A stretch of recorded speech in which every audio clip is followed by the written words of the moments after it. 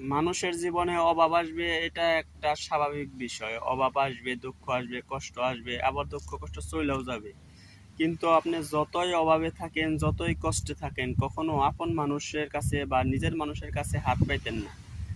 প্রয়োজনে একদিনের জায়গায় 2 দিন না খেয়ে থাকেন, আর যদি তাও না পারেন শেষমেশ ভিক্ষা করবেন। তারপরেও আপন মানুষের কাছে কখনো হাত পাইতেন না, তাদের কাছে কখনো সাহায্য নিয়ে চললেন না।